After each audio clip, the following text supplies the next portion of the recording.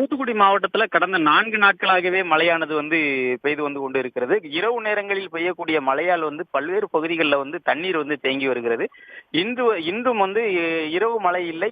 அதிகாலை முதல் மிதமான சாரல் மழையானது பெய்து வருகிறது. பல்வேறு இடங்களில் உள்ள மழை நீரானது ஓடை வழியாக இந்த ஆதிபராசக்தி நகர் பகுதியில பொங்கி இந்த ஆதிபராசக்தி முழுவதும் மழைநீரால் நிரம்பி வருகிறது. இதனால இந்த பகுதி குடியிருப்பு வாசிகள் மிகவும் பாதிக்கப்பட்டுள்ளார்கள்.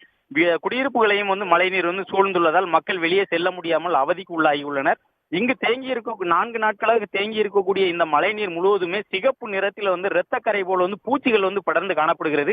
மாநகராட்சி நிர்வாகம் உடனடியாக இந்த பகுதியில் உயர் ரக மின் மோட்டாரை வைத்து நீரை அப்புறப்படுத்துவதோடு மக்கள் இயல்பு வாழ்க்கையை தொடர்வதற்கு உரிய நடவடிக்கையை எடுக்க வேண்டும். நாளை பள்ளி திறக்கப்பட உள்ள நிலையில் இந்த தண்ணீர் தேங்கி இருப்பது மிகவும் அவதிக்குள்ளாகி இருக்கிறது. தூத்துக்குடி மாவட்டத்தில் அதிகபட்சமாக கயத்தாறு, கோவில்பட்டி போன்ற பகுதிகளில் 9 மில்லிமீட்டர் மழையும், தூத்துக்குடியில் 3 மில்லிமீட்டர் மழையும் தான் பதிவாகி இருக்கிறது. ஆனால் இந்த ஆதிபராசக்தி நகர் மட்டும்தான் குடியிருப்புகளை சூழ்ந்து தண்ணீர் காணப்படுகிறது. மற்ற இடங்களில் தண்ணீர் இல்லை, மிதமான மழை பெய்து வருகிறது.